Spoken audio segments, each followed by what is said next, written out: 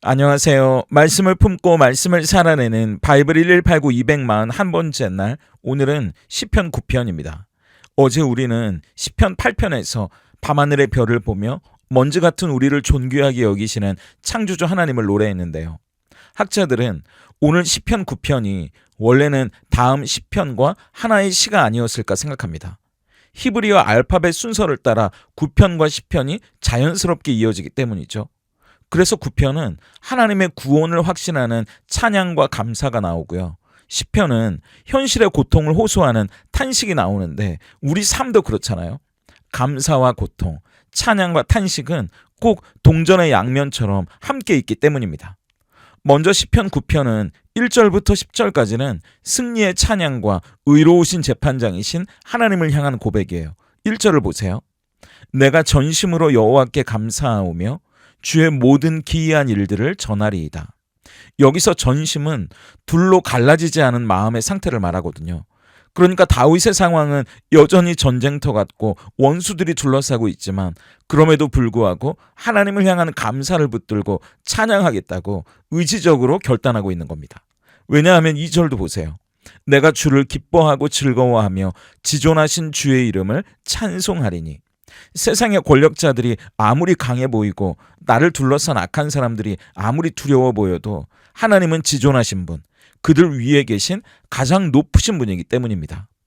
그래서 시편 9편은 우리가 힘들고 어려울 때에도 감사하고 찬양할 수 있는 이유를 두 가지로 이야기하는데, 첫 번째는 하나님이 공의로운 재판장이기 때문입니다.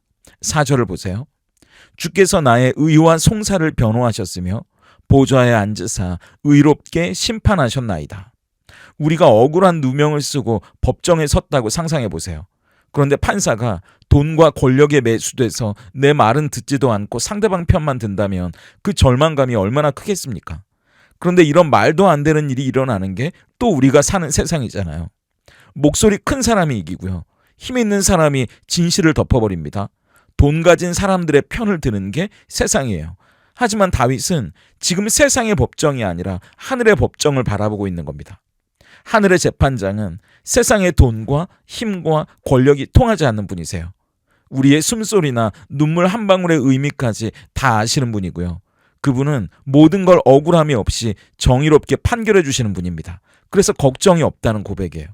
아무도 내 편이 없다고 울고 있을 때 가장 힘세고 정의로운 누군가가 등장한다면 나를 괴롭히던 세력들은 힘을 잃고 질서가 잡혀가는 것처럼 하나님이 재판장으로 등장하시는 순간 우리의 억울함은 해결되기 시작합니다. 근데 그것뿐이 아니고요. 두 번째, 하나님은 우리의 피난처, 요새가 되어주시기 때문입니다. 9절을 보세요. 여호와는 압제를 당하는 자의 요새이시요 환난 때의 요새이시로다. 재판장이신 하나님이 판결을 내리는 것으로만 끝나는 게 아니라 판결을 기다리며 떨고 있는 우리에게 두려워하지 않아도 좋다고, 불안해하지 않아도 좋다고 가장 안전한 요새, 피난처가 되어주신다는 겁니다.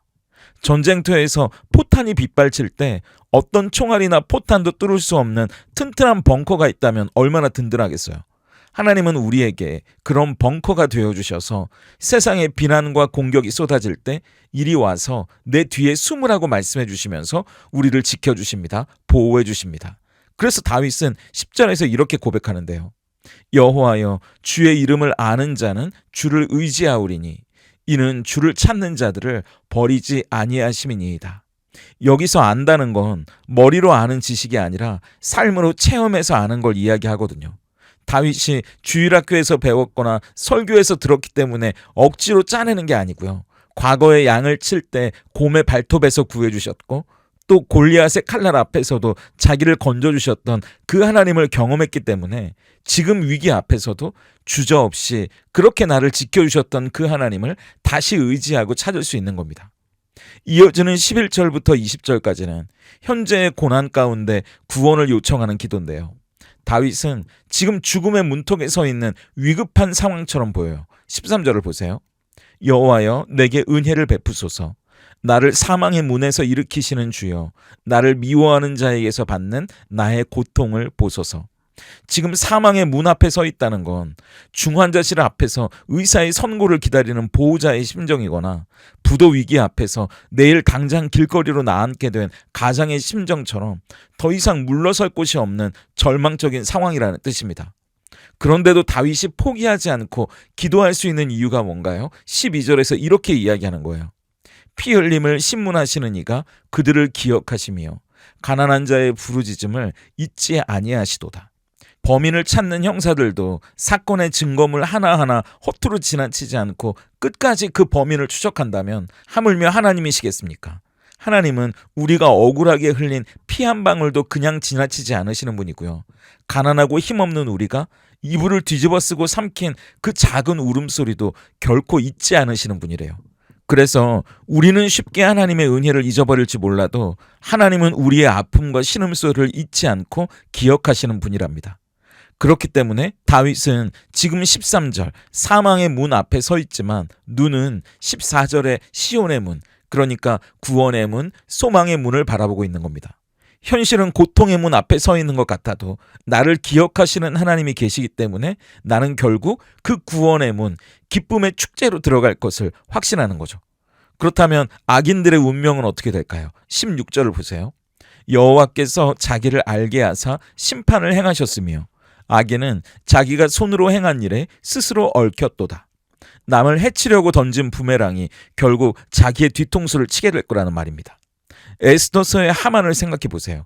모르드게를 매달려고 높이 세운 장대에 결국 자기가 매달려 죽지 않습니까? 동서고금을 살펴보세요. 악은 놔두면 스스로 무너지게 돼 있습니다. 그러니까 여러분이 직접 손에 피를 묻힐 필요가 없는 겁니다. 그리고 다윗은 하나님께 마지막으로 요청하는데 20절을 보세요. 여호와여 그들을 두렵게 하시며 이방 나라들이 자기는 인생뿐인 줄 알게 하소서. 여기서 인생이라는 단어가 우리가 어제 시편 8편에서 봤던 그 에노슈입니다. 병들고 약하고 결국 흙으로 돌아갈 수밖에 없는 유한한 존재라는 뜻이죠. 건강할 때는 천년 만년 살 것처럼 자기가 세상의 주인인 것처럼 큰 소리치던 사람도요. 작은 질병 하나에 죽음 앞에서는 얼마나 무력하게 무너지는지 여러분도 아시잖아요. 그런데 악한 사람들의 가장 큰 문제는 자기가 뭐라도 된 것처럼 착각한다는 거죠. 그래서 돈이 있으면 힘이 있으면 천년 만년 그게 갈 거라고 생각합니다. 그래서 다윗은 하나님, 저들이 대단한 척하고 있지만 결국 하나님 없이는 숨조차 쉴 수 없는 에노슈, 유한한 존재, 먼지라는 걸 깨닫게 해달라고 기도하는 겁니다. 그건 악인들만 깨달을 게 아니라 우리도 깨달아야 하는 거예요.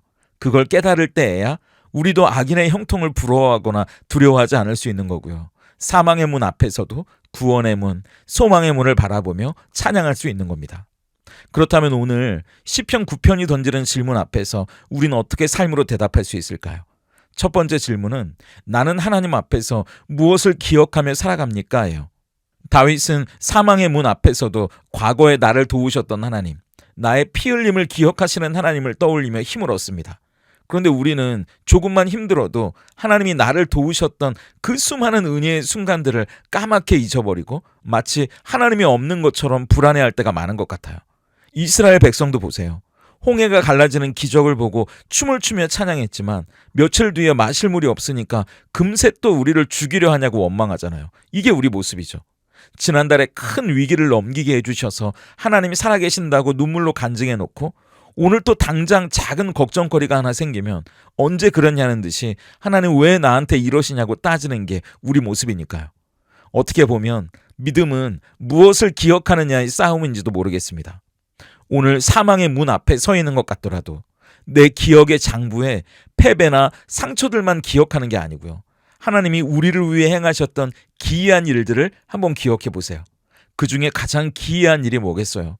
하나님이 인간의 모습으로 오셨고 하나님의 아들이 우리를 위해 십자가를 지신 그 은혜와 사랑 아니겠습니까? 그 십자가를 기억해내고 또 기억하면서 오늘 우리가 고통의 문 앞에 서 있지만 소망의 문을 바라보고 하나님이 행하실 일들을 미리 감사하고 찬양할 수 있다면 좋겠습니다. 두 번째 질문은 나는 에노슈임을 인정하며 기도하고 있습니까? 예요.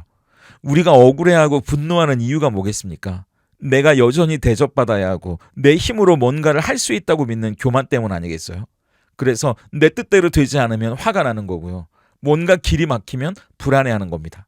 하지만 그때 우리가 에노시, 부서지기 쉬운 먼지에 불과한 존재라는 걸 하나님 앞에 인정하게 된다면요, 내 뜻이 아니라 하나님의 뜻이 우리의 인생에 이루어지기를 구하게 될 겁니다.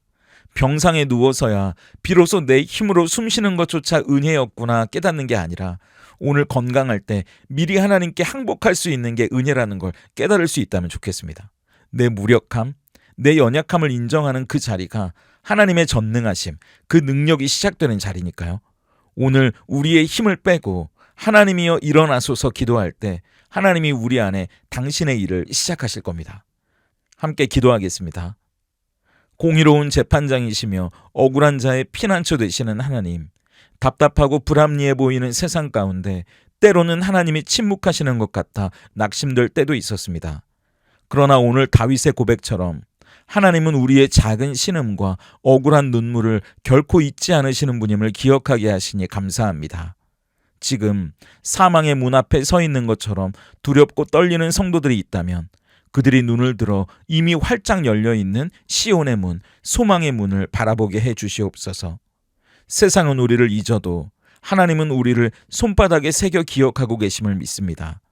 특별히 고난 중에 있는 성도님들을 위해 기도합니다. 스스로 해결할 수 없는 문제들 앞에 하나님 없이는 살 수 없는 에노시, 연약한 자임을 고백하오니 우리의 무능력, 그 무력한 자리에서 하나님의 능력을 보여주시옵소서. 내 힘과 지혜를 의지하는 교만을 내려놓고 주님의 이름을 아는 자답게 주님만 의지하며 오늘을 살아가는 성도님들에게 피난처요 능력으로 함께 하시옵소서. 예수님의 이름으로 기도드립니다. 아멘.